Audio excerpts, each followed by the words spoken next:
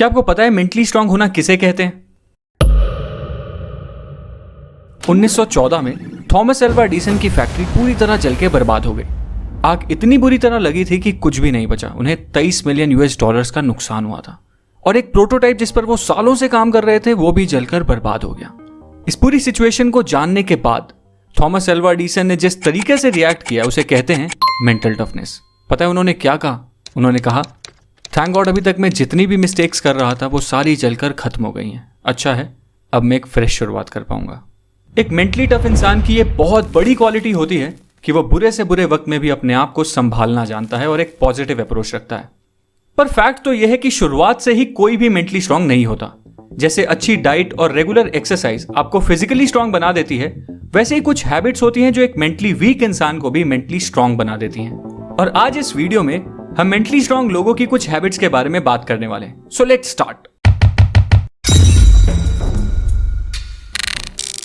पहली हैबिट है embracing change.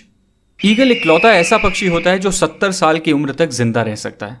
पर इस उम्र तक जिंदा रहने के लिए हर ईगल को एक बहुत मुश्किल डिसीजन लेना पड़ता है, क्योंकि 40 साल तक जिंदा रहने के बाद एक ईगल के पंजे इस लायक नहीं रहते कि वो उन पंजों से कोई शिकार आसानी से कर पाए। उसके पंजे कमजोर हो जाते हैं और इतने लचीले भी नहीं रहते। और तो और उसकी तीखी और लंबी चोंच भी काफी मुड़ जाती है और उसके पंख इतने मोटे हो जाते हैं कि उड़ान भरना भी मुश्किल हो जाता है।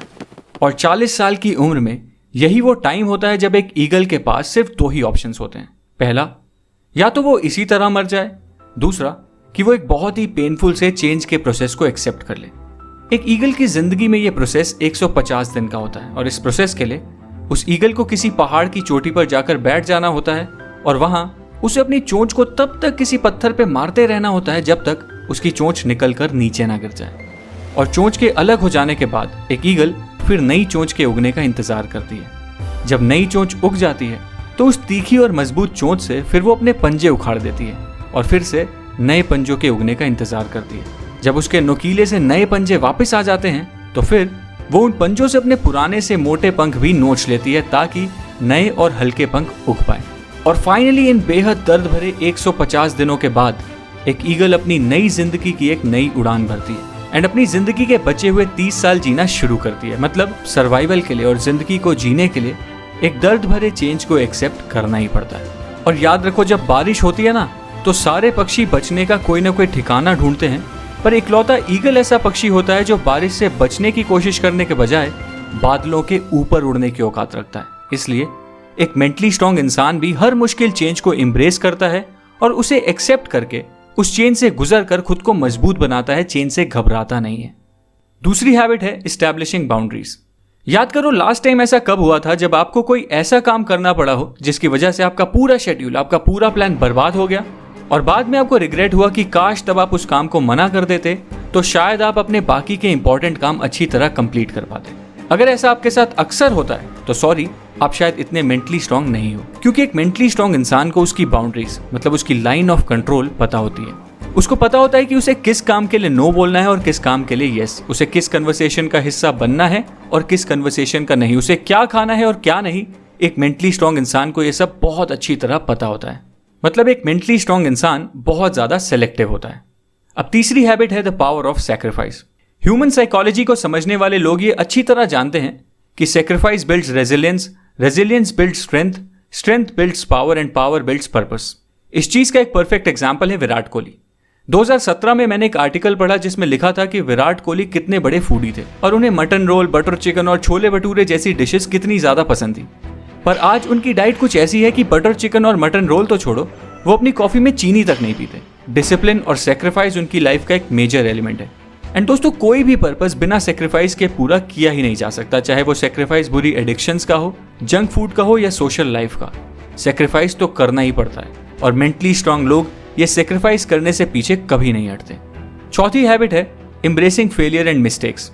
अगर आपको लगता है कि इलॉन मस्क ऐसे आदमी हैं जो अपना हर प्लान सक्सेस को दिमाग में रखकर बनाते हैं, तो शायद आप गलत हो, क्योंकि स्पेसएक्स के प्लान्स के रिगार्डिंग उन्होंने एक इंटरव्यू दिया था और उस इंटरव्यू में उन्होंने कहा था that I want to be able to make sure that we have enough capital to survive at least 3 consecutive failures।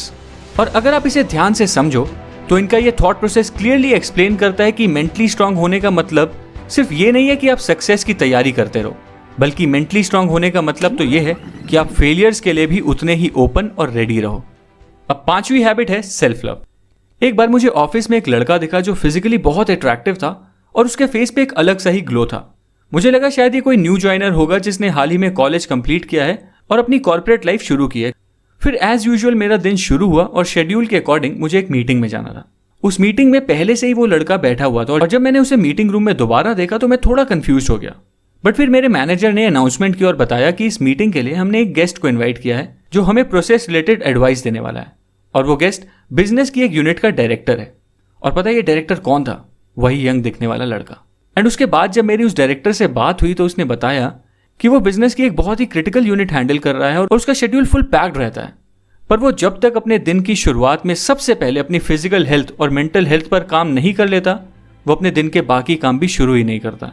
For him his day starts with a practice of self love. And दोस्तों, वैसे self love practice करने से आपकी self esteem और overall mental health कई गुना improve हो जाती है। इसलिए मेंटली स्ट्रांग बनने के लिए ये भी एक बहुत इंपॉर्टेंट हैबिट है। सो दोस्तों, ये थी कुछ 5 क्वालिटीज जो मेंटली स्ट्रांग लोगों में अक्सर देखी जाती हैं, और अगर आप भी मेंटली स्ट्रांग बनना चाहते हो तो आपको भी अपने माइंडसेट को कुछ ऐसा ही बनाना पड़ेगा। अगर आपको मेरी इस वीडियो का कंटेंट पसंद आया तो इस वीडियो को लाइक करना, मेरे चैनल को सब्सक्राइब करना और बेल आइकन दबाना फ्यूचर वीडियो अपडेट्स के लिए। Thank you.